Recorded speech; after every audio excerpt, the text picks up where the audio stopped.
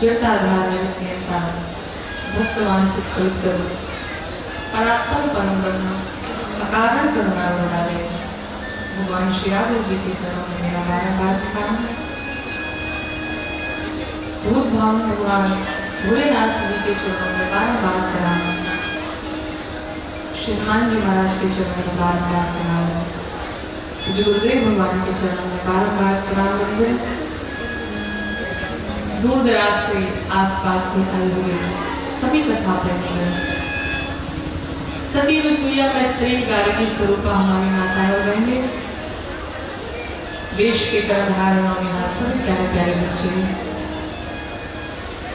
सभी आचार्यगण, सभी अतिथिगण, सभी यजमानगण, जितने भी लोग यहाँ उपस्थित हैं एवं जितने भी लोग YouTube के माध्यम से, फेसबुक के माध्यम से ऑनलाइन जुड़े हुए हैं, आप सभी का इस क्लास से हार्दिक स्वागत अभिनंदन हो। हमारी पूरी टीम का ये बड़ा सौभाग्य है कि आज बाबा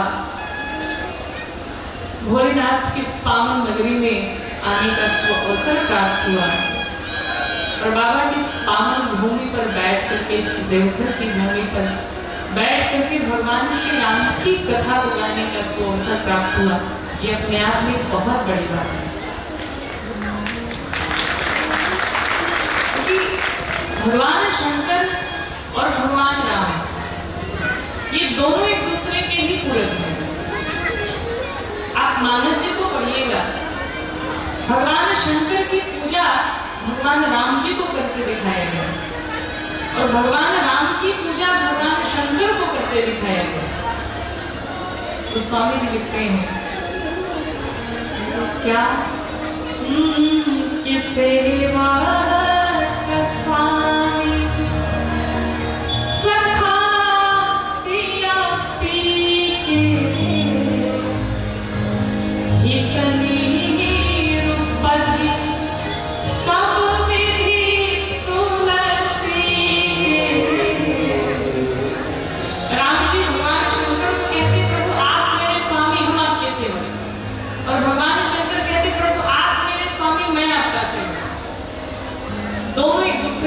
स्वामी मानते हैं, दोनों एक दूसरे को अपना सेवक मानते हैं। और जहाँ तक मुझे लगता है कि भगवान श्री राम की कथा को गाने का ये आज मुझे फल प्राप्त हुआ है, आज मेरे पुण्य जागृत हुए हैं कि आज भगवान की पावन नगरी देवघर में आकर के मुझे राम जी की कथा भगवान शिव जी को सुनाने का ये अवसर प्राप्त हुआ। भगवान को मैं बारंबार धन्यवाद। भगवान ने कृपा तो की ही, लेकिन कहते हैं कि भगवान साक्षात आकर के नहीं बताते हैं, भगवान साक्षात आकर के आपकी सहायता नहीं करते हैं, वो एक माध्यम बनाते हैं किसी मनुष्य को, किसी व्यक्ति को, और उसका माध्यम यहाँ की पूरी आयोजन समिति है जिसके हृदय में भगवान बसे और मुझे यहाँ आप सभी ने बुलाया। मैं पूरी आयोजन समिति को भी बार-बार धन्यवाद करना चाहती हूँ। आप सभी यहाँ पर भगवान श्री राम जी की कथा सुनने के लिए बैठे हुए हैं। पहले भी यहाँ पर हमसे पहले भी अनेकों व्यास आए हैं, भगवान की कथा गा करके गए हैं। जितने भी व्यास आए होंगे और अगर आपने कथा श्रवण की होगी तो सबके कहने का अपना अपना भाव होता है। कथा तो एक ही है, श्री रामचरितमानस जी की कथा, उसी कथा में सब गाते उसी कथा को, लेकिन उसी कथा को गाने का सबका अपना अपना भाव होता है।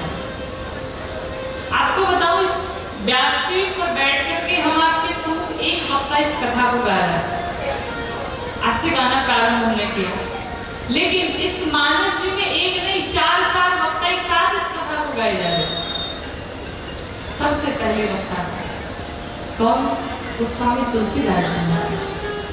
कहें तो अपनी मन की शांति के लिए, अपनी आत्मा की शांति के लिए अपनी आत्मा को कथा श्रवण करा रहे हैं, गंगा मैया को कथा श्रवण करा रहे हैं, सभी संत समाज बैठा हुआ है, सभी संत समाज को कथा श्रवण करा रहे हैं। पहला घाट काशी जी में, इस घाट का नाम क्या है? शरणागति घाट। गोस्वामी जी कहते हैं हम आपको वो कथा सुनाएंगे जो तीर्थराज प्रयाग में बैठ करके याज्ञवल्क्य मुनि भरद्वाज ऋषि को ये कथा सुनाते हैं। अब दूसरे वक्त आ गए तीर्थराज प्रयाग। ये कौन सा घाट है? इस घाट का नाम है कर्मकांड घाट। याज्ञवल्क्य जी भरद्वाज ऋषि से कहते हैं हम आपको वो कथा सुनाएंगे जो कैलाश पर बैठ करके स्वयं भगवान भोलेनाथ मां भवानी को ये कथा श्रवण करा रहे हैं। और तीसरा घाट आया, इस घाट का नाम है ज्ञान घाट। भगवान शंकर मां भवानी से कहते हैं भवानी हम आपको वो कथा सुनाएंगे जो नीलगिरी पर्वत पर बैठ करके था वसुदेव जी महाराज गरुड़ जी को सुना रहे, सभी पक्षियों के समाज को ये कथा सुनाए जा रहे हैं। अभी चौथा घाट आ गया, इस घाट का नाम है भक्ति घाट। अर्थात ये चार घाट शरणागति की जितनी बातें आई वो गोस्वामी जी कह रहे हैं। कर्मकांड से जुड़ी जितनी बातें मानस जी में आई वो याज्ञवल्क्य जी कह रहे हैं। ज्ञान की जितनी बातें आई बाबा कह रहे हैं मां भवानी से, और भक्ति रूपी जितनी बातें आई वो काकभूषुंडी जी महाराज है। चार घाट, चार वक्ता। और आज यहाँ पर जो घाट बना है इस घाट का नाम है प्रेम घाट। ये पांचवा घाट आज से शुरू हुआ और यहाँ प्रेम से कथा गाई जाएगी। हम आप सभी हम प्रेम से गाएंगे और आप सब प्रेम से बैठकर श्रवण करेंगे। देख करके मन बड़ा आनंदित है, बड़ा प्रफुल्लित है कि आज चूंकि प्रथम दिवस की कथा है और भगवान इंद्रदेव भी बड़े प्रसन्न हो गए आप सबकी भक्ति को देख करके, आप सबके प्रेम को देख करके कि उनसे भी नहीं रहा गया, वो भी आंधी तूफान लेकर के चल पड़े। लेकिन उसके पश्चात भी आप सबकी इतनी उपस्थिति बताई कि आप सब बाबा की नगरी रहने वाले हैं, आप सब भगवान के कितने बड़े भक्त हैं। श्री रामचरितमानस जी की कथा श्रवण करने बैठे। सबसे पहले जानते हैं इस मानस जी का अर्थ क्या है। श्री रामचरितमानस जी क्यों लिखा गोस्वामी जी ने? संसार में आज तक जितने ग्रंथ लिखे गए सभी ग्रंथ का नाम रखा गया रामायण। कंब रामायण, आनंद रामायण, वाल्मीकि रामायण, बांग्ला रामायण, अनेकों रामायण लिखे गए। लेकिन जब इस ग्रंथ को लिखने की बात आई तो गोस्वामी जी ने क्या लिखा कि रामचरित मानस एहि नाम और सुनता श्रवण पाए सुनता। इस ग्रंथ का नाम गोस्वामी जी ने लिखा रामचरितमानस। क्यों लिखा? आपके घर में अगर मानस जी होंगे, ग्रंथ होंगे तो आप देखिएगा पहले लिखा होता है श्री, फिर लिखा रहेगा राम, फिर चरित्र और सबसे नीचे जो आता है उसका नाम है मानस। मानस का अर्थ होता है मन। अर्थात गोस्वामी जी ये बताना चाहते, कहना चाहते हैं कि जो भी श्री रामचरितमानस जी के ग्रंथ को पढ़ेगा, समझेगा, अपने जीवन में उतारेगा, उसके इस मानस पटल पर पूरा का पूरा रामचरित्र आकर के विराजमान हो जाएगा। वही है रामचरितमानस। ये रामचरितमानस जी को पढ़ने का फल। इसीलिए इस ग्रंथ का नाम लिखा रामचरितमानस। महाराज मंदिर में जाने की एक शर्त होती है। मंदिर में जब आप जाते हैं ना तो स्नान करके जाते हैं, स्वच्छ होकर के जाते हैं। लेकिन अगर हम आपसे कहें कि आपको सरोवर में जाना है, किसी तालाब में जाना है, तो क्या आप स्वच्छ होकर के जाएंगे? नहीं जाएंगे। उसमें कोई शर्त नहीं है। अगर आप गंदे भी हैं तो भी उस सरोवर में जाने के पश्चात जब आप स्नान करेंगे तो अपने आप स्वच्छ होकर के बाहर निकल जाएंगे। उसी प्रकार से रामायण भगवान का मंदिर है, उसकी एक शर्त है। लेकिन जो रामचरितमानस है गोस्वामी जी कहते हैं कि इसमें चाहे जैसा व्यक्ति हो, जैसा भी, कोई शर्त नहीं है, बुरा हो भला हो चाहे जैसा हो, कोई नियम नहीं है। अगर तुम बुरे भी हो और रामचरितमानस रूपी सरोवर में आकर के स्नान कर लोगे तो तुम स्वच्छ बन जाओगे। इसलिए इस ग्रंथ का नाम लिखा रामचरितमानस। और क्या कहा, इसको सुनते ही सुनत श्रवण पाई विश्राम, सुनने मात्र से जीव को विश्राम मिल जाता है, सिर्फ सुनने से। हमारा ये जो मन रूपी हाथी है, वो स्वामी जी कहते हैं कि मन का विषय आना बना चराई, और होई सुखी जो यही सारा परई।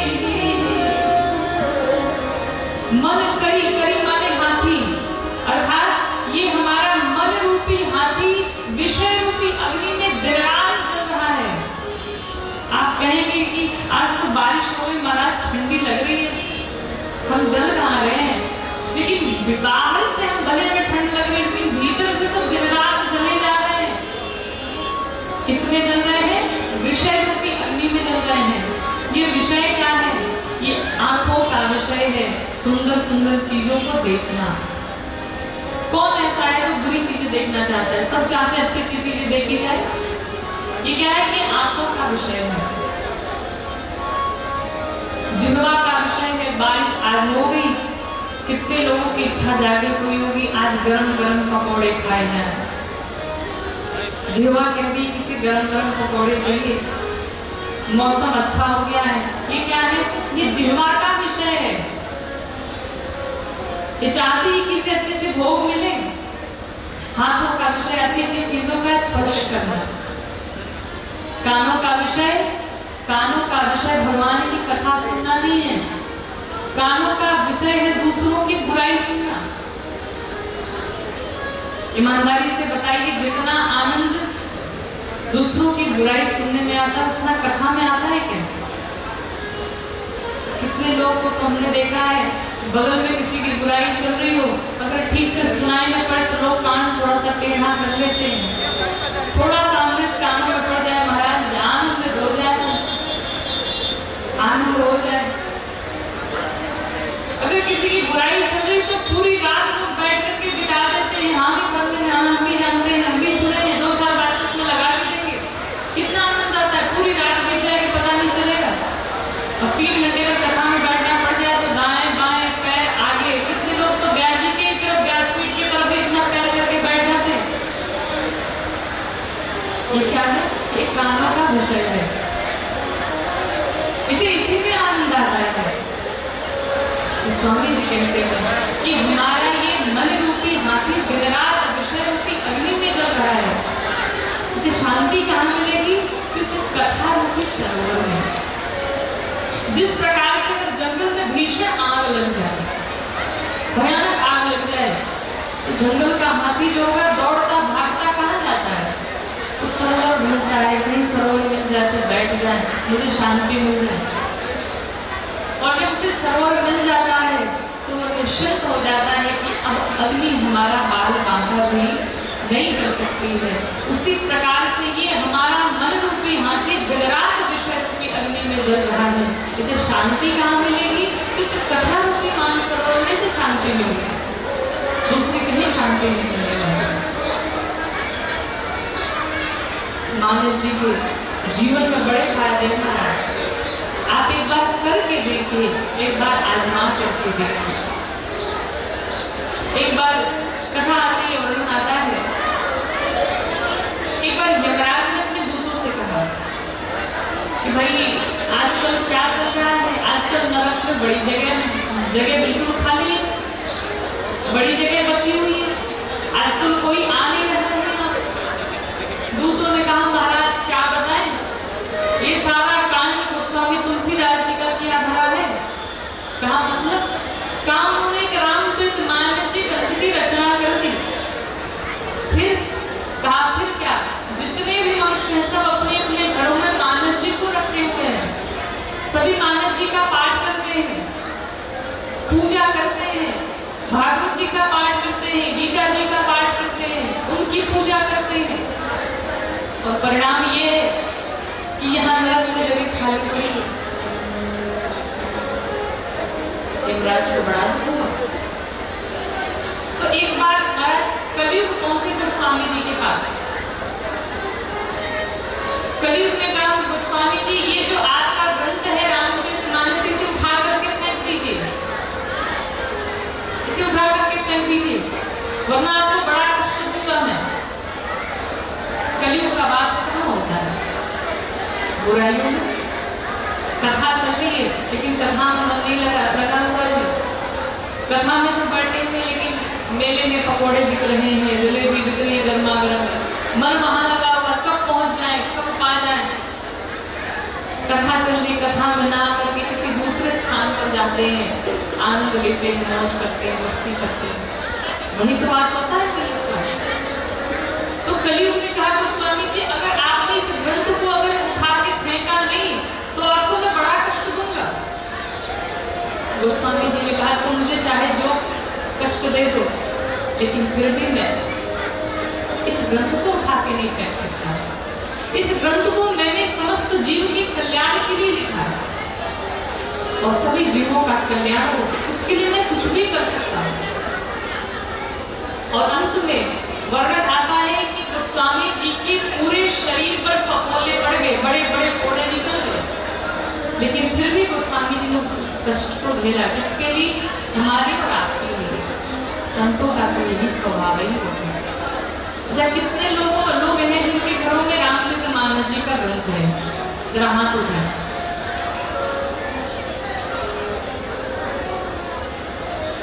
बस इतने लोग के घर में? बड़े दुख की बात है। अच्छा ग्रंथ है भी तो पढ़ते भी हैं कि लाल कपड़े में बांध करके सिर्फ रखा हुआ है। ईमानदारी से बताना, कथा में बैठ कर झूठ नहीं बोलना। कितने लोग हैं जो पढ़ते हैं या फिर उसे बांध करके रखे हुए हैं? कई बार ऐसा भी होता है कि दादा परदादा के जमाने का ग्रंथ रखा हुआ है लाल कपड़े में बांध करके, उस पर मिट्टी धूल इकट्ठा है, कोई पूछने नहीं जाता, कोई देखने नहीं जाता। महाराज उस ग्रंथ को रखने का फिर कोई फायदा नहीं। अरे कम से कम आप पढ़ नहीं सकते, उसे जीवन में उतार नहीं सकते, लेकिन कम से कम जो उस पर धूल इकट्ठा उसे साफ सफाई स्वच्छता से तो रख सकते हैं। उस पर अगरबत्ती धूप तो दिखा सकते हैं, उस पर 2 फूल तो चढ़ा सकते हैं। आपको बताओ मानस जी, अगर जिसके घर में मानस जी रहते हैं उसके घर में कभी दुर्घटना नहीं होती और स्वयं हनुमान जी महाराज उसके घर की रखवाली करते हैं। हनुमान जी रहते जिस घर में रामचरितमानस जी का ग्रंथ होता है उस घर में साक्षात हनुमान जी महाराज विराजमान रहते उस घर की रक्षा करने के लिए, उस घर की रखवाली करने के लिए। लेकिन वह हनुमान जी को बेचारे क्या करें? अब आपने कपड़े में बांध करके उस पर किलो भर के धूल इकट्ठा किए हुए हैं, जब पूजा नहीं करनी है, फूल नहीं चढ़ाने हैं, तो हनुमान जी महाराज कब तक वेट करेंगे? भाई साल 2 साल 4 साल 5 साल 10 साल कितना वेट कराओगे? हनुमान जी महाराज भी कहते थे भाई हमें यहाँ से चलना चाहिए, हमारे यहाँ कोई आवश्यकता नहीं है। अब यही सबसे बड़ा दुख का कारण है हमारे समाज का। हम सभी तो भूल चुके हैं कि हमारे संस्कार क्या है, हमें करना क्या चाहिए। देखा जाए तो 90% आजकल लोग हिंदू नहीं है। अब आप कहेंगे ये कैसे? न माथे पर तिलक है, न शिखा है, न जनेऊ है, न घर में कोई अपना ग्रंथ रखा हुआ है। आप बताइए किस प्रकार से कहें कि आप हिंदू हैं? अन्य किसी भी धर्म में अगर देख लिया जाए तो सभी अपने अपने धर्म का पालन करते हैं, वो अपने नियम पे अड़िग हैं। लेकिन हमारा महाराज कोई नियम ही नहीं है। हमारे घर में एक ग्रंथ नहीं है, एक मानस जी का ग्रंथ नहीं, एक भागवत जी का ग्रंथ नहीं है, गीता जी का ग्रंथ नहीं है, कोई ग्रंथ नहीं है हमारे घरों में। हम भगवान के मंदिर जाना छोड़ चुके हैं, माथे पर तिलक धारण करना छोड़ चुके हैं, शिखा धारण करना छोड़ चुके हैं, जनेऊ धारण करना छोड़ चुके हैं। आप बताइए किस प्रकार से आप कहेंगे कि आप हिंदू हैं? सिर्फ कथा सुन लेने से आप हिंदू नहीं बन जाएंगे। आप कथा में बैठ के, जरूरी नहीं कि आप बैठ करके कथा ही श्रवण कर रहे हो। बहुत सारे लोग बुराई का टाइम पास भी करने आते हैं, चलो घर में बैठने से अच्छा 3 घंटे वही जबरदस्ती करेंगे, मौज करेंगे। आप इस कथा 1 साल में 10 साल सुनते जाइए, कोई फल नहीं मिलने वाला है। वैसे तो कहा गया है कि ये सभी कामनाओं की पूर्ति करने वाला है, लेकिन अब ऐसा मत सोचिएगा कि आपकी सभी कामना पूर्ण हो जाएगी। अब कथा में कोई आकर के बैठा हो और ये कामना लेकर के बैठा हो कि हमारे बगल वाले का विनाश हो जाए, तो महाराज ऐसी कोई कामना यहाँ पूर्ण नहीं होती। अच्छी कामना लेकर के आओ। आप 1 साल में 10 साल कथा सुनते जाओ, कोई अर्थ नहीं उसका निकलेगा। जब तक आप इस कथा को अपने जीवन में नहीं उतारेंगे, अपने जीवन में धारण नहीं करेंगे, इस कथा का कोई लाभ होने वाला नहीं है।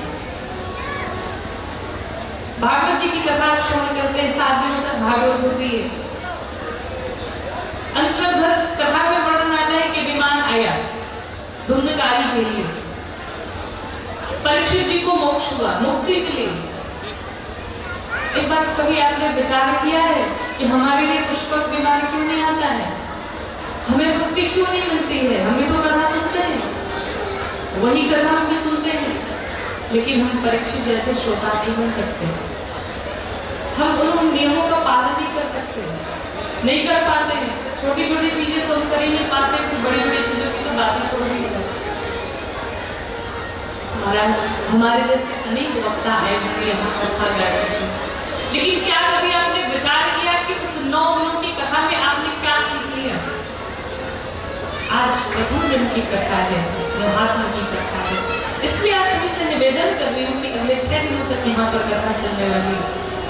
इन 7 दिनों की कथा में आज आप बैठे तो एक संकल्प लीजिए, इन 7 दिनों की कथा में हम जितनी बातें बताए वो सारी बातें आपको ग्रहण नहीं करनी जीवन में। ये संभव भी नहीं कि हम अपनी सारी बातें जीवन में ग्रहण कर पाए, लेकिन महाराज कम से कम 7 दिनों में कोई एक बात अपने जीवन में अवश्य धारण करके जाना, यकीन मानिएगा आपके जीवन की दशा बदल जाएगी।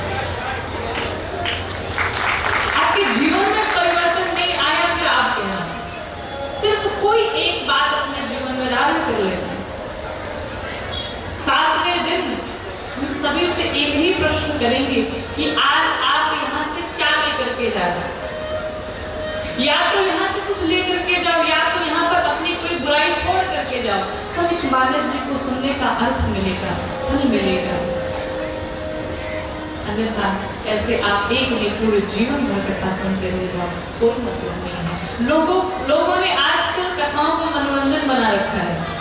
चलो बढ़िया बढ़िया गीत गाने होंगे, बजाने होंगे, खूब नृत्य होगा, खूब आनंद करेंगे। कितने लोग तो आकर के मंच पर ये भी कह देते हैं महाराज बड़ा स्लो गाना है, बड़ा धीरे गाना, थोड़ा और फास्ट गाना गाइए और फास्ट भजन गाइए, हम लोग नाचना चाहते हैं।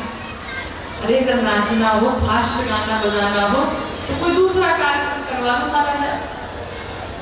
यहाँ तो आनंद की बात हो रही है, यहाँ तो परमानंद की चर्चा होगी, यहाँ तो राम की चर्चा होगी, यहाँ तो कृष्ण की चर्चा होगी। यहाँ पर कोई हम आपको नचाने गवाने थोड़ी है। यहाँ तो आप आनंद में आकर के भगवान गोविंद को पाकर के, राघव को पाकर के, माधव को पाकर के, कृष्ण को पाकर के, दामोदर को पाकर के फिर आनंदित हो जाते हैं, तो फिर आपको कोई गाना, कोई भजन नहीं दिखाई पड़ेगा। आप तो राम को पाकर के आनंदित हो जाएंगे और आपके पैर फिर नहीं रुक पाएंगे, आप अपने पाँव को नहीं रोक पाएंगे। फिर आपको किसी फास्ट सॉन्ग की आवश्यकता नहीं पड़ेगी। लेकिन बड़ी विचित्र बात है कि लोग कथाओं में भी आकर के ऐसी ऐसी बातें रख करके जाते हैं, वो इसीलिए रखे जाते हैं क्योंकि असल में उन्होंने कथा सुनी नहीं, असल में कथा का आनंद लिया ही नहीं है। तो कथा का मनोरंजन न बना। कथा में जो भजन दिए जाते हैं ना, वो कथा में इसलिए भजन दिए जाते हैं। किसी संत भगवान ने कहा कि भाई ये कथा क्या है, एक दवा है आपके लिए।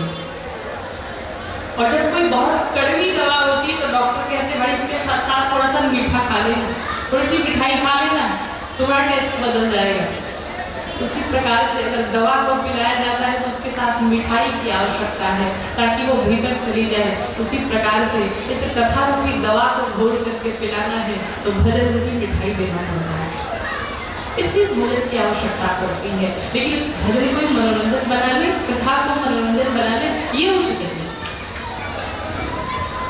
गोस्वामी जी ने इस ग्रंथ की रचना की, बड़ा अद्भुत ग्रंथ। इस ग्रंथ की जब गोस्वामी जी ने रचना की, गोस्वामी जी कहते हैं इस ग्रंथ को हमने नहीं लिखा है, इस ग्रंथ को तो स्वयं भगवान भोलेनाथ ने लिखा। इस ग्रंथ के रचयिता तो स्वयं भगवान शंकर हैं, लेकिन मुझ गोस्वामी तुलसीदास को भी उन्होंने संसार में वंदनीय बना दिया, पूजनीय बना दिया। ये मेरे बाबा की कृपा है। गोस्वामी जी ने 7 कांड लिखे और 7 कांड लिखे, उससे पहले 7 श्लोक लिखे। कहे तो एक एक कांड के लिए एक एक श्लोक समर्पित किया।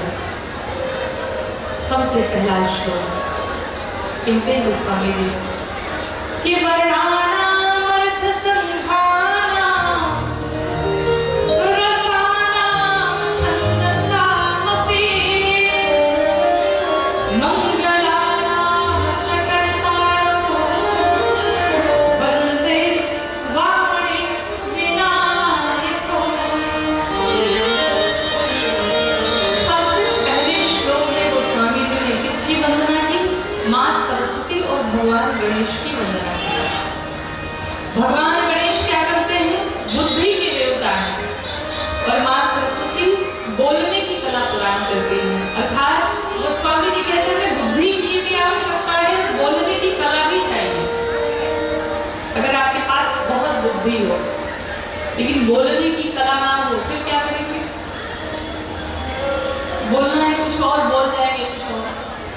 और अगर बोलने की कला आपके पास खूब बढ़िया है लेकिन बुद्धि नहीं, तो क्या बोलेंगे? जैसे कि एक बंगाली मैया थी, तो अपने गुरुजी के पास रोज जाया करती थी हिंदी सीखने के लिए। गुरुजी ने हिंदी सीखनी है, तो एक दिन अचानक से गुरुजी ने कोई बात कही और उस बात में शर्म नाम का एक शब्द आया। तो मैया ने पूछा, गुरुजी इसका अर्थ क्या होता है, इसको प्रयोग में कैसे लाएंगे? तो गुरुजी ने एक साधारण सा उदाहरण दिया। कहा, जब घर पे अतिथि आते हैं और भोजन करने बैठे तो लोग अनायासी ऐसे कहते हैं कि भाई खूब खाइए, शर्माइए मत, खूब खाइए, शर्माइए मत। आप लोग भी कहते होंगे भाई शर्माइए मत, खूब खाइए। अब तो मैया गई घर पे, अपने अतिथियों को बुलाया, अतिथि घर पे आए, इन्हें तो प्रयोग करना था। अतिथि घर पे आए और जैसे अतिथि घर पे आए भोजन लगाया, लेकिन बात भूल गई कि गुरुजी ने बात तो क्या बोला था। अब लगी याद करने गुरुजी ने क्या कहा था, क्या कहा था, याद ना है। याद आते आते आया भी तो उल्टा याद आ गया। गुरुजी ने तो कहा था कि भाई अतिथि आए तो कहना कि खाइए खाइए, शर्माइए मत। और मैया ने कह दिया खाइए खाइए, शर्म तो है नहीं, खाइए खाइए, शर्म तो है नहीं, खूब खाइए, शर्म तो है नहीं। अब कहानी वाला भीतर जाए, वो तो बड़े प्यार से कह रही थी, लेकिन बोलने की कला नहीं थी, सोती थी, उठ के चले। तो बोलने की कला भी आनी चाहिए, बुद्धि भी होनी चाहिए, इसलिए गोस्वामी जी ने दोनों की वंदना की। दूसरे श्लोक में गोस्वामी जी कहते हैं कि भवानी शंकरो वंदे श्रद्धा विश्वास रूपिणो याभ्यां विना न पश्यन्ति सिद्धा स्वान्तस्तमीश्वरम्। दूसरे श्लोक में गोस्वामी जी ने भगवान शंकर और माँ भवानी की वंदना की। भगवान शंकर को विश्वास बताया, माँ भवानी को श्रद्धा बताया। अर्थात किसी भी कार्य को करने के लिए श्रद्धा और विश्वास दोनों का रहना बड़ा आवश्यक है। आपके भीतर खूब श्रद्धा है, भगवान की कथा कराएं, लेकिन विश्वास नहीं कि कथा करा रहे हैं सफल होगा या नहीं, तो वो नहीं हो सकता। और खूब विश्वास हो कि हमारे पास पैसा है, हम करा लेंगे, लेकिन भगवान के प्रति श्रद्धा ना हो तो भी वो कार्यक्रम सफल होने वाला नहीं है। इसलिए श्रद्धा और विश्वास दोनों का रहना बड़ा आवश्यक है। इसलिए गोस्वामी जी ने भगवान शंकर और माँ भवानी दोनों की वंदना की। तीसरे श्लोक में कि वंदे बोधमयं नित्यं गुरुं शंकररूपिणं यमाशुतो हि वक्रोऽपि चन्द्रः सर्वत्र वन्द्यते। तीसरे श्लोक में शिव रूपी गुरु की वंदना की। ऐसे गुरु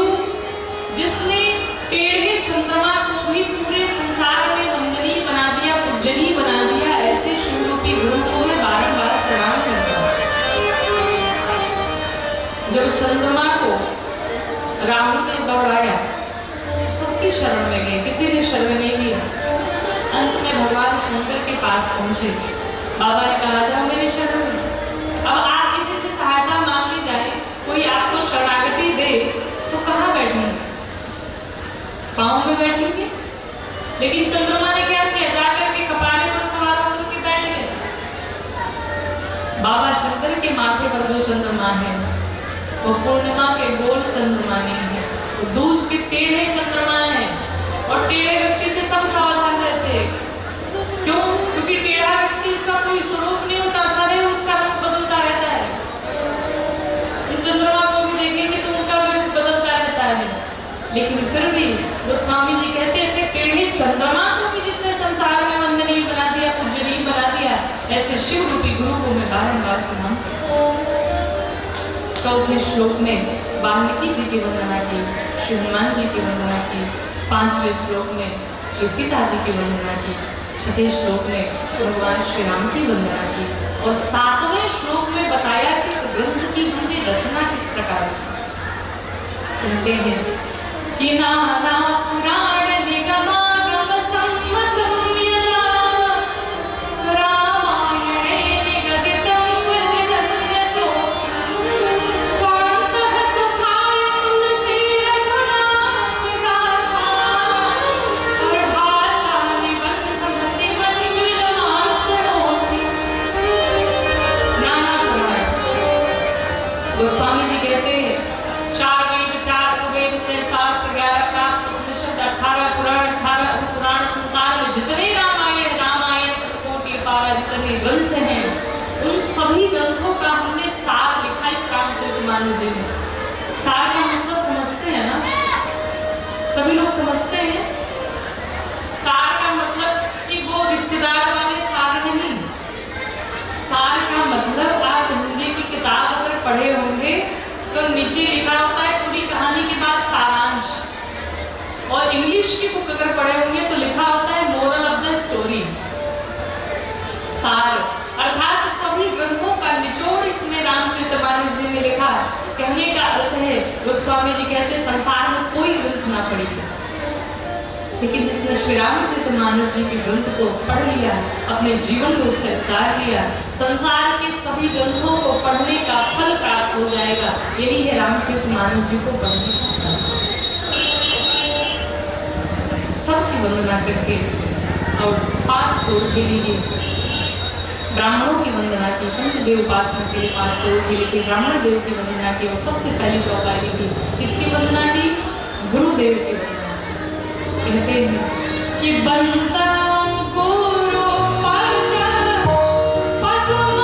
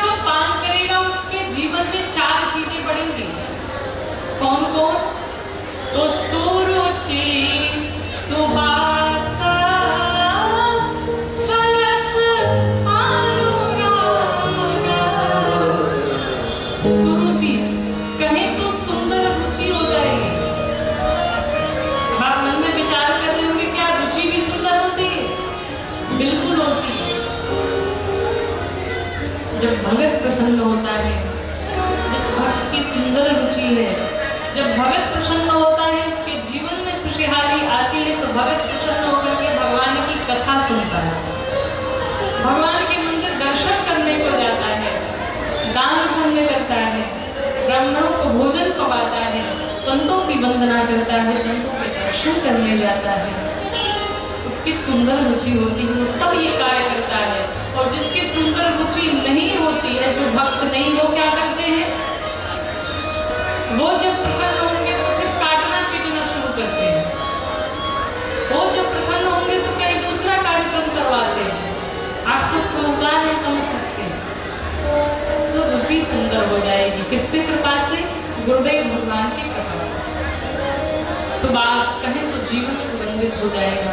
सुरुचि सुबास, जीवन में सरसता आ जाएगी, भगवान के चरणों में कुंडाल बन जाएगी। गुरुदेव का जीवन में अगर अभी तक गुरु न बनाए हो, अभी तक दीक्षा न ली हो, अभी तक मंत्र न लिया हो, तो एक क्षण भी न रहा है। कई बार आपने सुना होगा, लोग कहते हैं कि अभी हमारी आयु नहीं हुई मंत्र लेने की, अभी हमारी आयु नहीं हुई है दीक्षा लेने की, गुरु बनाने की। बिल्कुल गलत बात। दीक्षा और मंत्र लेने का कोई समय नहीं होता है। और आपको एक बात बता दूं, अगर आपने अभी तक मंत्र नहीं लिया है, अपने जीवन में कोई गुरु नहीं बनाया है, तो आप अपने जीवन का जितना जीवन जी चुके हैं सब व्यर्थ चला गया। अगर आप 25 वर्ष के हो चुके हैं, अगर गुरु नहीं बनाया है, तो आपका 25 वर्ष व्यर्थ जा चुका है, आपके 40 वर्ष व्यर्थ जा चुके हैं। उस जीवन का कोई मतलब नहीं है। कई लोग आते हैं, बहुत तर्क भी तो करते हैं। कोई व्यक्ति आया, किसी संत से पूछा, ये बताओ, बार बार कहते हो भगवान है, भगवान है, भगवान को कभी देखा है आपने? भगवान कैसे होते हैं? संत भगवान ने कहा, बिल्कुल देखा है। कहा, आप बात करते हो भगवान से? आप बिल्कुल करते हैं। भगवान हमसे रोज बात करते हैं, भगवान के अंदर रोज दर्शन होते हैं, सीधी बात होती है बिल्कुल। उस व्यक्ति ने कहा, हमें भी बात कराओगे, हमें भी दर्शन कराओगे? तो संत भगवान ने कहा, एक काम करो, बात तो करा दूंगा, दर्शन भी करा दूंगा, इसमें कौन सी बड़ी बात है, लेकिन एक बार भगवान से भी पूछना पड़ेगा। भाई, जिससे आप मिलना चाहते हो, एक बार पूछना तो पड़ेगा कि सामने वाला मिलना चाहता है कि नहीं आपसे। मैं भगवान से एक बार पूछ लेता हूँ, और भगवान से पूछ के बताऊंगा वो आपसे मिलना चाहते हैं कि नहीं। दूसरे दिन आया, संत भगवान ने कहा, देखो, उन्होंने तो मना कर दिया मिलने से। कहा क्यों? कहा, भगवान ने कहा है कि उससे पूछो कि उसका नाम क्या है, कौन है वो। तो इस व्यक्ति से संत भगवान ने कहा, तुम्हारा नाम क्या है, कौन हो तुम? उसने सीधे बताया, और जो भी इसका नाम हो, उसने तुरंत कहा, श्याम मेरा नाम है, मेरा नाम श्यामलाल है। तो संत भगवान ने कहा, ये नाम तो तुम्हें तुम्हारे माता पिता ने, भाई बहन ने, जिसने भी दिया होगा, नाम तुम थोड़ी हो, तुम नाम नहीं हो, तुम क्या हो? नाम तुम्हें नहीं बताना। आपकी भक्ति बड़ा सोच में पड़ा, अब क्या कहूँ? तो उसने मुंह बंद कर लिया, कहा मैं।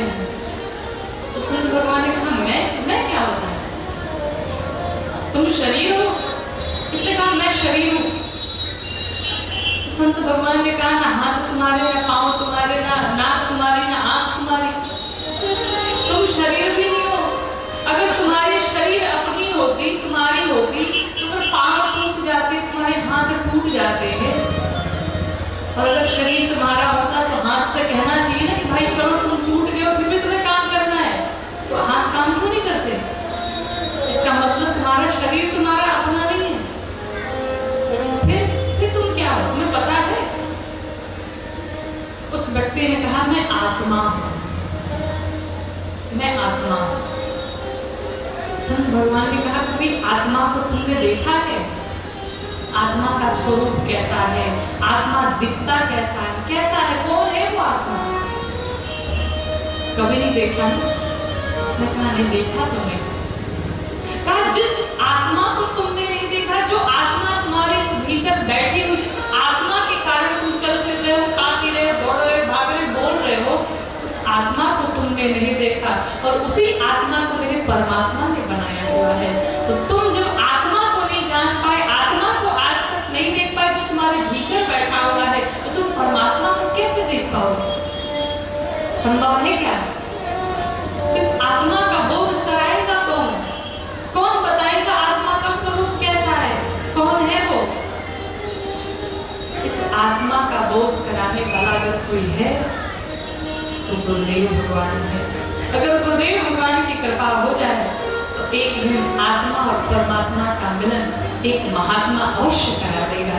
इसलिए जीवन में गुरुदेव के शरण में जाकर के गुरुदेव के चरणों को पकड़ना।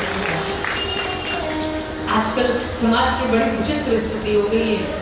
चेले भी बनते हैं महाराज गुरु को देख करके, गुरु जी कितने वीआईपी हैं। पहले लोग देखते थे कि गुरु जी कितने बड़े साधक हैं, गुरु जी की तपस्या कितनी है, गुरु जी का जप तप कितना है, और आजकल देखते गुरु जी का आश्रम कितना बड़ा है, गुरु जी का संसार में नाम कितना बड़ा, कितने लोग जानते हैं गुरु जी को।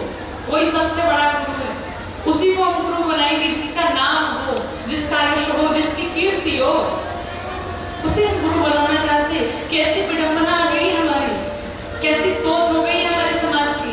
ये क्यों ये है? हम गुरु के सानिध्य में नहीं बैठते हैं, कोई सच्चा गुरु में नहीं मिला, इसलिए हमारी ये स्थिति है। हम गुरु बनाते हैं, हाई फाई देख करके बनाते हैं कि गुरु जी के कितने बड़े बड़े आश्रम है, गुरु जी के कितने बड़े बड़े शिष्य हैं, गुरु जी हमारे कितनी बड़ी गाड़ी से चलते हैं। गुरु जी अगर फटे हाथ में चले आते हैं, गुरु जी दिखाना कोई नहीं चाहता, और वही गुरु जी अगर आए रेंज रोवर में बैठ के, मर्सिडीज में बैठ के, देखो देखो हमारे गुरु जी जा रहे हैं, ये क्या है? हमें ज्ञान नहीं हुआ है, जीवन में संत की कमी है, गुरु की कमी है, इसलिए हमारे विचार ऐसे हो गए। एक व्यक्ति था, उसने अपने दुकान में गुरु जी की फोटो लगा रखी थी। तो एक उसका मित्र आया, कहा एक बात बताओ, गुरु जी की फोटो तो मंदिर में होती है, तुमने दुकान में क्यों रखी हुई है? उसने कहा क्या बताएं, ग्राहकों से परेशान हो गया था। कहा मतलब? कहा ग्राहक आते ही अब 10 का सामान हम 100 में बेचते, झूठ बोलते दिन भर। अच्छा, तो जब ग्राहकों से कहते भाई 100 का है तो मानते नहीं ग्राहक, सो मैंने गुरु जी की फोटो लगाई। कहा फिर इससे क्या हो? कहा अब कोई ग्राहक आता है, मैं 100 रुपए बोलता हूँ, नहीं मानता है, तो तुरंत जाकर के गुरु जी की फोटो पकड़ लेता हूँ कि गुरु जी की कसम खा के कह रहा हूँ कि मैं 100 का, झूठ नहीं बोल रहा हूँ, सही कह रहा हूँ, 100 का ही सामान है। अब लोग कहते हैं जब गुरु जी की कसम खा ली है यानी सही बोल रहा हूँ। तो गुरु जी का फोटो झूठी कसम खाने के लिए लोग रख रहे हैं आजकल। लेकिन एक बात बताएं, एक छोटी सी कहानी याद आ गई। एक गुरु जी थे, उनका एक शिष्य था, तो किसी नगर में गए, बोले जाओ भिक्षा मांग के लाओ। शिष्य पहुंचा भिक्षा मांगने के लिए, तो उस गांव में कोई तांत्रिक रहता था, बहुत बड़ा तांत्रिक। तो ये भिक्षा मांगने जब गए, उस तांत्रिक ने कहा भाई तुम इस नगर में कहां से आ गए? ये तो नगर हमारा है, यहाँ के लोग हमारे, तुम यहाँ से शीघ्र चले जाए। गुरु जी का शिष्य भी बड़ा हठी, वो भी जाने को तैयार नहीं, कहा नहीं जाऊंगा। कहा भिक्षा मत मांगो, कहा भिक्षा तो लेके जाऊंगा। अब गांव के लोग उस तांत्रिक से इतना भयभीत थे, उसको भिक्षा कौन दे? कोई भिक्षा देने को तैयार नहीं। गांव के लोगों ने कहा भाई तुम चले जाओ, वरना ये बड़ा तांत्रिक है, बड़ा सिद्ध तांत्रिक है, ये जो कह देता सो हो जाता है, कर देता है, चले जाओ। ये नहीं माने, तांत्रिक ने बार बार कहा इस गांव से निकल जाओ वरना मैं कुछ कर डालूंगा। शिष्य महाराज नहीं माने, उस तांत्रिक ने कह दिया जाओ आज रात में तुम मर जाओ। गांव के लोगों ने कहा इसने कह दिया कि मर जाओगे, सो ये मर ही जाएगा आज तो। किसी ने भिक्षा नहीं दी। शिष्य महाराज आए गुरु जी के पास, गुरु जी ने कहा भिक्षा लेकर के आए। शिष्य ने कहा जी गुरुजी भिक्षा तो लेकर के आया, लेकिन भिक्षा में पता है क्या लेके आया? कहा क्या? कहा भिक्षा में मौत लेके आया, अपनी मौत लेकर के आया हूँ भिक्षा। कहा हुआ क्या? पूरी घटना बताई। आज रात्रि में गुरुजी मर जाऊंगा, आज रात्रि में मेरी मृत्यु हो जाएगी। गुरुजी को कोई खबर ही नहीं, गुरुजी शिष्य की बातों पर ध्यान ही नहीं दे रहे। गुरुजी ने कहा चलो रात में मरना है ना, दिन में तो भी सारे काम निपटा लो। तो अब ये सोचे कि परिवार से नहीं मिला, माता से नहीं मिला, पिता से नहीं मिला, एक बार मिल आता, अब तो मैं रात में मर ही जाऊंगा। गुरुजी ने कहा तू चिंतित क्यों है? अरे इस संसार में किसी को नहीं पता कि कौन कब मरेगा, लेकिन तू तो बड़ा बड़भागी है, तुझे पता तो है कि तू आज रात में मरेगा, क्यों चिंता कर रहा है? पहले दिन में सारे काम निपटा ले, फिर रात में देखा जाएगा, जो होगा सो होगा। शिष्य बड़ा गुरु प्रेमी, बड़ा श्रद्धावान गुरु के प्रति। जब रात हुई तो गुरुजी ने कहा चल मेरे पाँव दबा, मेरे पाँव में बड़ी पीड़ा हो रही है। अच्छा ईमानदारी से बताओ आप, हम और आप जैसे चेले होते, शिष्य होते और गुरुजी कहते कि चलो तुम पाँव दबाओ, तो उस समय आप क्या सोचते हैं? हम यहाँ मरने वाले हैं, गुरुजी का पाँव पिरा था, इनको पाँव की पड़ी है और हमारी मृत्यु आने वाली। सोचते कि नहीं सोचते? अवश्य सोचते। लेकिन उस शिष्य ने निश्चिंत होकर के गुरुजी के पाँव को दबाने बैठ गया। गुरुजी ने कहा जब तक मैं मना न करूं तब तक उठ के जाना मत, तुम्हें पाँव दबाना है। शिष्य बैठ गया पाँव दबाता रहा। जब अर्धरात्रि हुई तो उस तांत्रिक ने राक्षसी को भेजा, और राक्षसी द्वार पे खड़ी है, बुला रही है तुम आ जाओ मेरे पास आ जाओ। लेकिन शिष्य को तो समय ही नहीं है गुरु के चरणों से, वो तो गुरु की सेवा में लगा हुआ है। उसे कहा ध्यान है कौन मुझे बुला रहा है कौन नहीं बुला रहा है, मुझे तो कुछ परवाह नहीं है, मुझे तो अपने गुरुदेव भगवान की परवाह है, मुझे तो उन चरणों की परवाह है। मेरी दृष्टि मेरा मन तो उन चरणों में लगा हुआ है। अंत में वो राक्षसी वापस चली गई। फिर तांत्रिक ने दूसरा कुछ भेजा, वो भी द्वार से फिर वापस चले गए। तीसरी बार में उस तांत्रिक ने उस शिष्य की माता को भेजा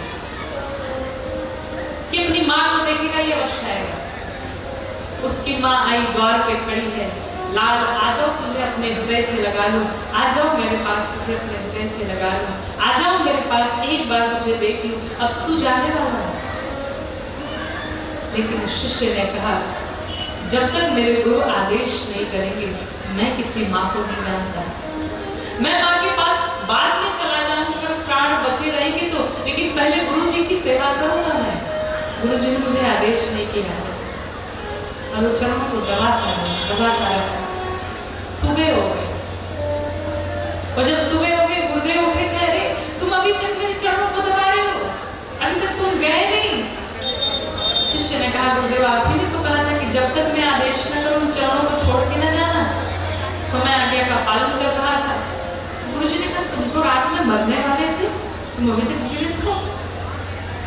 शिष्य ने चरणों को पकड़ लिया, कहा गुरुदेव अब मुझे पता चला कि आज आपने क्यों कहा कि तुम मेरे चरणों को ही पकड़े हो। गुरुदेव ने कभी जीवन में अपने पांव नहीं दबाए मुझसे, लेकिन आज आपने कहा कि तुम मेरे चरणों को पकड़ करके रखना, और मेरी मृत्यु टल गई।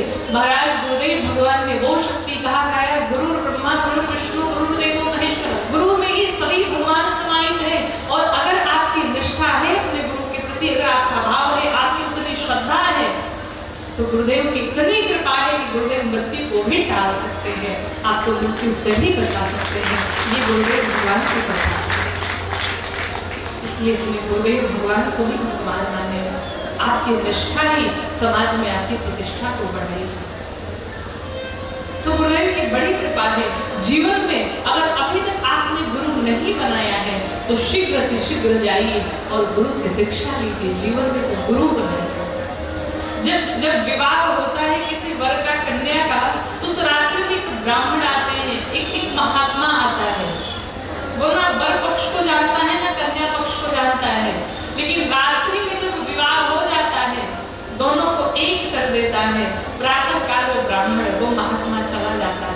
उसी प्रकार से जब तक इस आत्मा और परमात्मा के बीच में एक महात्मा नहीं आ जाता, तब तक आपको परमात्मा नहीं मिल सकते।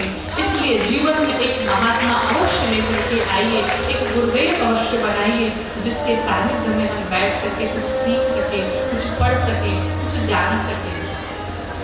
वही हमें भगवान तक ले जा सकते हैं। भगवान ने मनुष्य का शरीर हमें अवश्य दिया है, लेकिन इसका सही उपयोग कहाँ होगा, कैसे होगा, ये हमें गुरुदेव भगवान से प्राप्त होगा। आगे चल करके गोस्वामी जी ने संतों की महिमा का वर्णन किया। महाराज संत भगवान की बड़ी कृपा, संत को चलता फिरता प्रयाग बताया। और हम बार बार कहते संत कौन? जिसको देखने के पश्चात अनंत की याद आ जाए वही है संत है। जिसको देखने के बाद अनंत का स्मरण हो जाए वही असली संत है। संत का कोई स्वरूप नहीं होता महाराज, संत का स्वभाव होता है। आप कहें कि संत का जो स्वरूप है, सफेद वस्त्र पहन ले, तिलक धारण कर ले, हाथों में माला ले ले, कमंडल, क्या वो संत है? नहीं, संत का स्वरूप नहीं होता, संत स्वभाव से होता है। संत गृहस्थ भी हो सकता है, संत विरक्त भी हो सकता है। श्वेत वस्त्र तो कोई भी धारण कर सकता है। आप भी जाइए मार्केट में, खूब बढ़िया मिल रहा है सफेद सफेद, खरीद लीजिए, बढ़िया टेलर के वहां बनवा लीजिए। 10-20 रुपए के तिलक चंदन आएंगे, वो माथे पर लगा लीजिए। 20-25 की माला आएगी, हाथ में ले लीजिए। अब आप बताइए, क्या आप ये करने से संत बन जाएंगे? नहीं बन पाएंगे। संत का तो स्वभाव भी बनवाना पड़ेगा, तब जाकर के संत बनेगा। किसी साधन में मिलेगा क्या कि हर हाल में खुश रहना, हर हाल में खुश रहना, ये संतों से सीख जाए। हर हाल में खुश रहना, ये संतों से सीख जाए। हर हाल में खुश रहना, संतों से सीख जाए। हर हाल में खुश रहना।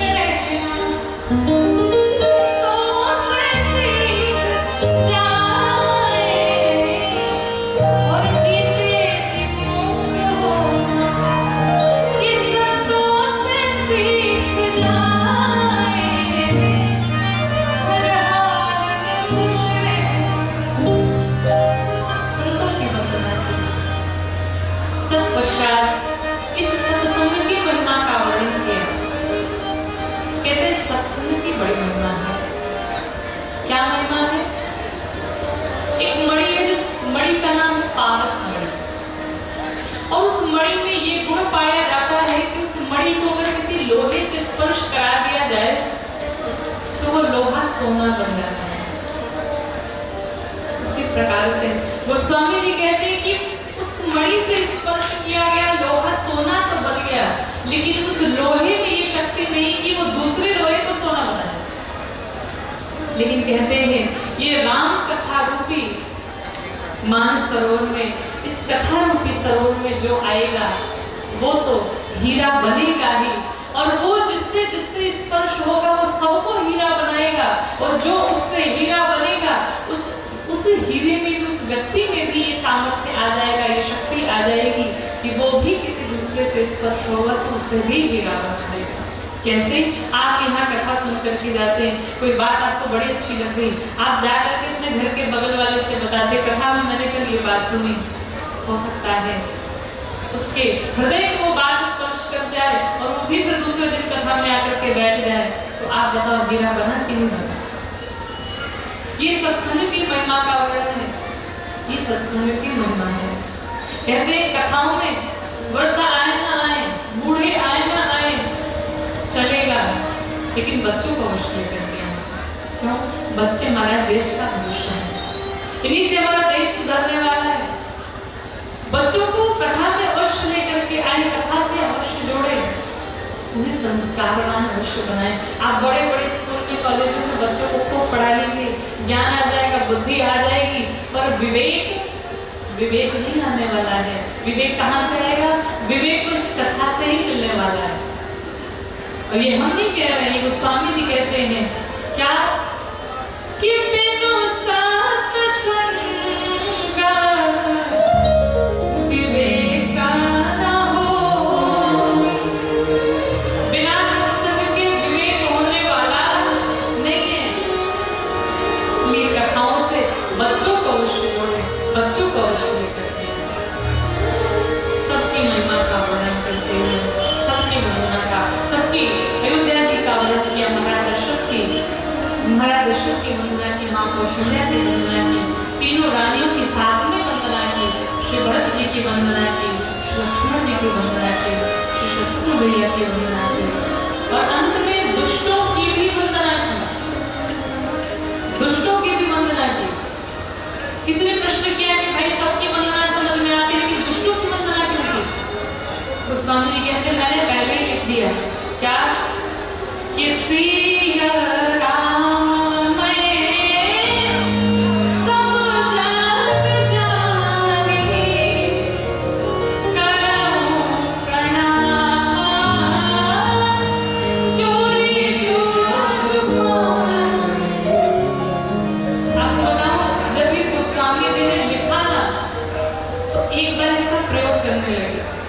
एक बार हमने ऐसा सुना है, गोस्वामी जी जा रहे थे, उधर से एक छोटा सा बालक आया और गोस्वामी जी से कहा, गोस्वामी जी सुनिए, एक बैल आ रहा है, बड़ा क्रोधित है, इस रास्ते से हट जाइए, कहीं मार न दे आपको। गोस्वामी जी लगे मुस्कुराने, कहा अभी अभी तो हमने लिखा कि सिया राम मैं सब जग जानी करूं प्रणाम जोगी जुग पानी, और मैंने कहा कि सब जीव में हर कड़कड़ में राम का वास है, तो उस चार पैर वाले जब राम जी बैल बन के आ रहे हैं, तो चार पैर वाले राम जी दो पैर वाले राम जी को क्यों मारेंगे?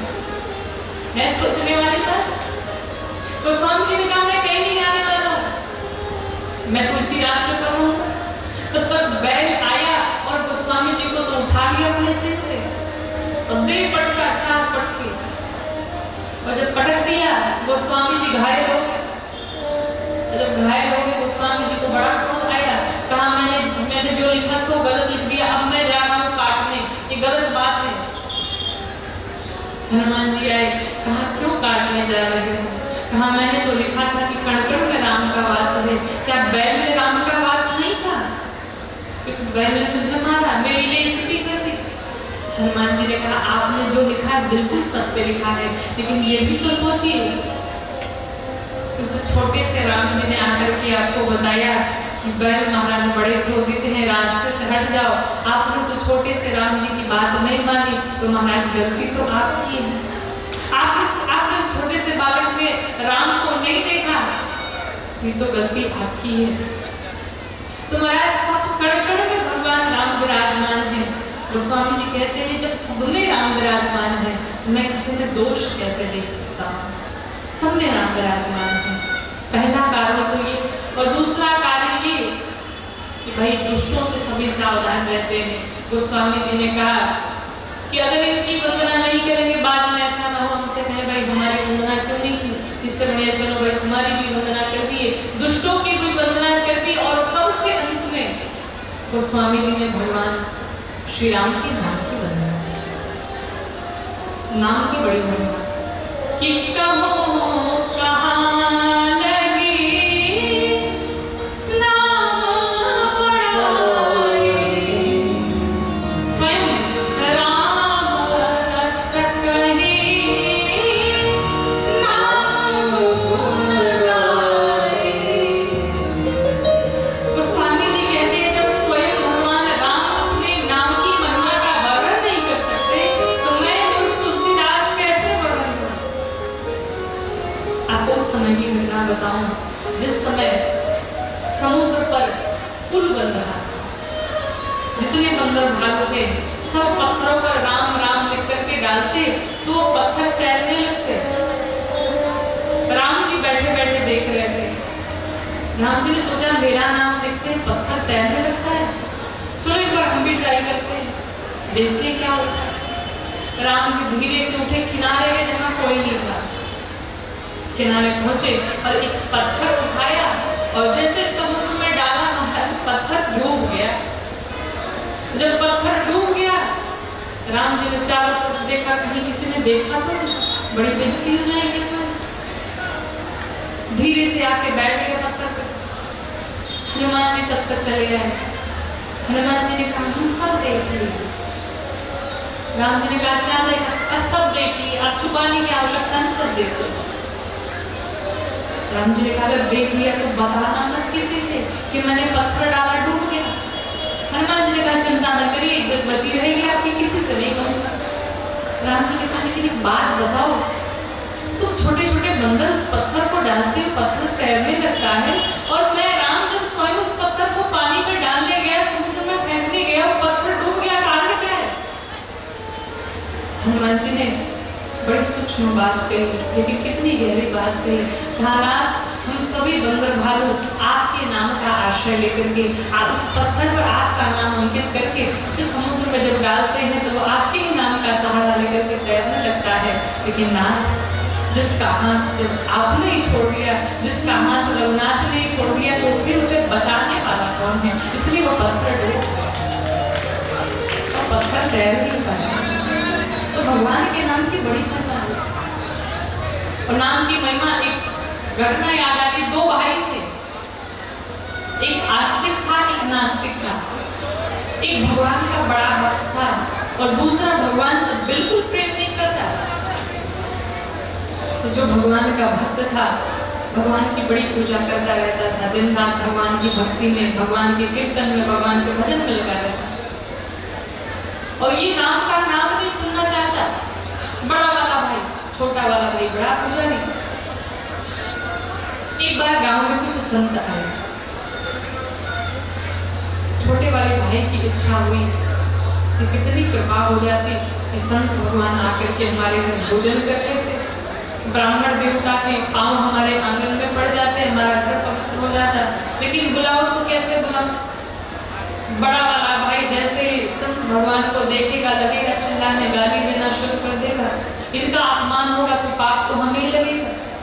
एक बात ध्यान रखिएगा, घर में अगर कोई ब्राह्मण देवता आए, घर में अगर कोई संत भगवान आकर के आपके घर भोजन कर ले तो आपके जीवन के जितने पाप हैं वो कट जाते हैं। वो संत भगवान भोजन नहीं खाते, संत भगवान तो आपके पाप ही खाते हैं। इसलिए प्रयास किया जाए कि घर में संतों का आगमन हो, घर में ब्राह्मणों का आगमन हो, घर में गुरुदेव का आगमन हो। जीवन के जितने पाप होते हैं कट जाते हैं, संत भगवान सब लेकर के चले जाते हैं। इस व्यक्ति ने भी सोचा कि अगर संत भगवान चले आते बड़ा आनंद आ जाता, लेकिन बुलाऊं तो बुलाऊं कैसे? इच्छा भी है। गया बड़े भाई के पास और जाकर के कहा एक बात कहना चाहते हैं तुमसे। कहा बताओ। कहा संत भगवान आए हैं हम चाहते हैं हम लोग के घर भोजन पाए। बड़ा वाला भाई तुरंत डपट पड़ा, क्या इस घर में तुम्हारा हिस्सा थोड़ी है, मैं इस घर का मालिक हूँ, मैंने इस घर को बनाया, इस घर में कोई संत कोई ब्राह्मण नहीं आएगा। इस भाई ने थोड़ा सा दिमाग लगाया, कहा सुनो, अगर संत भगवान नहीं आएंगे तुम्हारी बेइज्जती होगी कि बताओ इतने बड़े घर का मालिक 2-4-10 ब्राह्मणों को भोजन नहीं करा सकता, तुम्हारे लोग हंसी करेंगे, बेइज्जती होगी तुम्हारी। अब इसने कहा नहीं, हमारा चाहे कुछ भी हो जाए इंसल्ट नहीं होनी चाहिए, नाम हमारा होना चाहिए, सम्मान हमारा होना चाहिए, बुला लो। भाई बड़ा प्रसन्न हुआ, छोटे से भाई ने सभी संतों को बुलाया घर में, सभी नागा साधु सभी संत भगवान करने चले आए।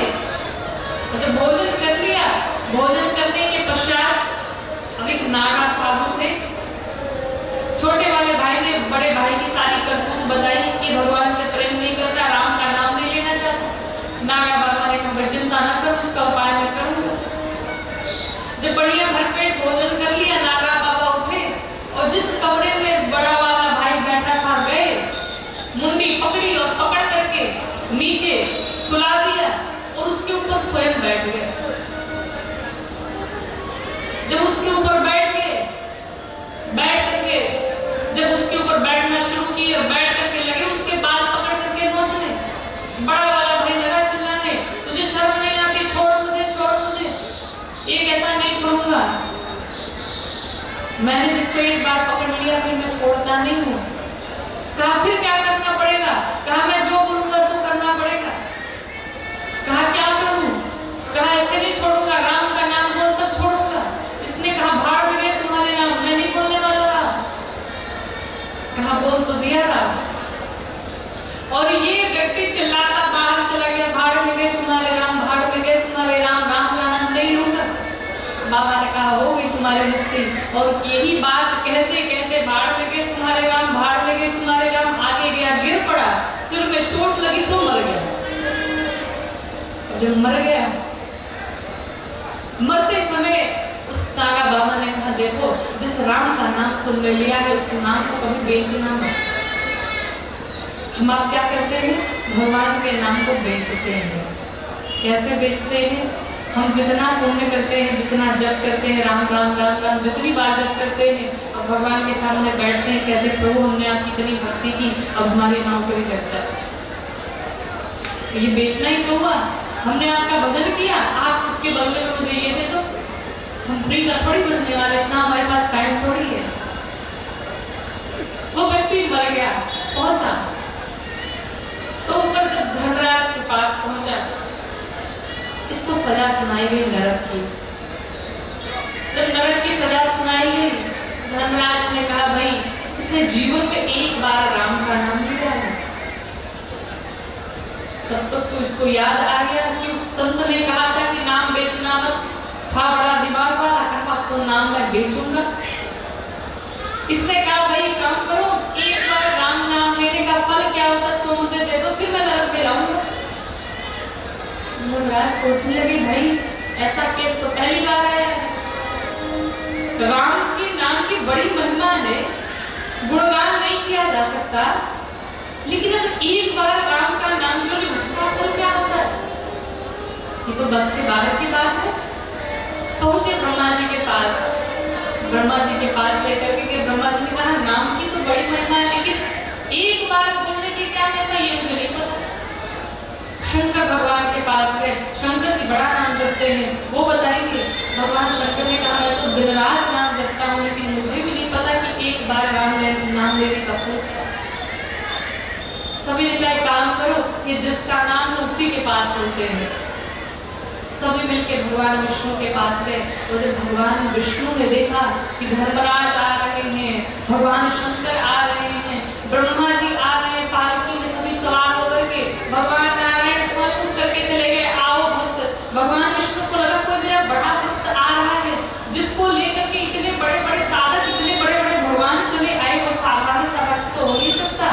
भगवान विष्णु भी खड़े होकर के अपने हाथ पसार करके उस भक्त का स्वागत कर रहे, आओ मेरे हृदय से लग जाओ, आओ प्यारे मेरे हृदय से लग जाओ। और उस वो जो व्यक्ति था जाकर के भगवान नारायण के हृदय से लग गया। जिसने जीवन में नाम लिया उस नाम का फल क्या होता है? भगवान विष्णु ने कहा दिखाई नहीं पड़ रहा है। अरे ब्रह्मा जी के दर्शन कर आया, जिसकी तपस्या लोग करोड़ों जन्म तक करते हैं कि ब्रह्मा जी के दर्शन मिल जाए। ब्रह्मा जी के दर्शन कर लिया, भगवान शंकर के दर्शन कर लिया, और अब नारायण के गोद में आकर के बैठा हो कि एक बार नाम लेने का फल पूछते हो। यही है एक बार नाम लेने का फल। आप विचार करिए, जिसने जीवन में एक बार राम का नाम लिया उसको ये गति मिली। हम अगर जीवन में बार बार भगवान का नाम लेते हैं, भगवान में कौन सी गति है? जिसने जिसने भगवान का नाम लिया सबकी बन गई। अब आप प्रमाण पूछेंगे किसकी किसकी बनी, तो आइए आपको प्रमाण देते हैं, मेरे साथ में गाइए। अरे तेरी बनी जई है राम गुण गाए, तेरी बनी जई है राम गुण गाए, तेरी बनी जई है राम गुण गाए, तेरी बनी जई है राम गुण गाए, राम गुण गाए से हरि गुण गाए से, राम गुण गाए से हरि गुण गाए, राम गुण गाए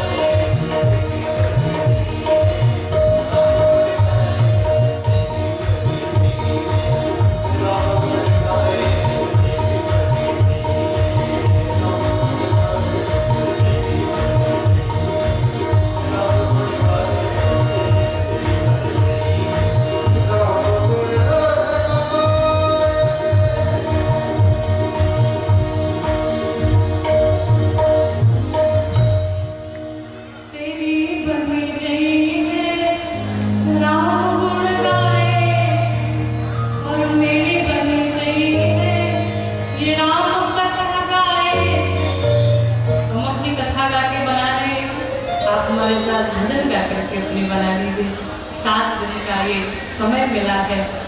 काम तो होते रहेंगे महाराज, जीवन भर परेशान रहेंगे, ये काम है वो काम है, काम कभी रुकने वाला नहीं है। लेकिन अपने जीवन में से आज भगवान की कथा प्रारंभ हुई, 3 घंटे समय निकाल करके इस कथा प्रांगण में अवश्य पधारें। विगत 6 दिनों तक ये कथा चलने वाली है।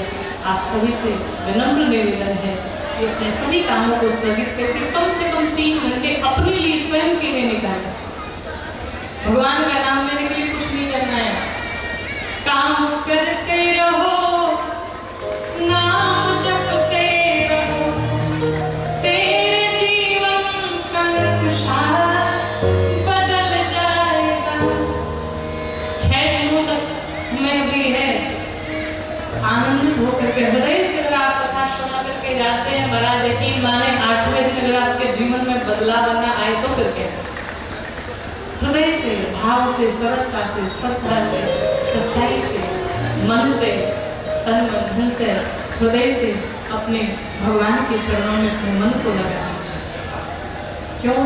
क्योंकि ये अवसर फिर नहीं मिलने का। सत्संग करो, सत्संग करो। चूंकि आज कथा का प्रथम दिवस था, आज काफी कथा विलंब से शुरू हुई, लेकिन कल की कथा में हम सभी मिलकर के भगवान शिव और मां भवानी के दिव्य भव्य विवाह उत्सव का आनंद लेंगे। कल भगवान के विवाह में भूत प्रेत बैताल हाँकने गाकने पिशाचिनी जितने भी होंगे, दुनिया भर के भूत प्रेत आएंगे, बाराती बनेंगे।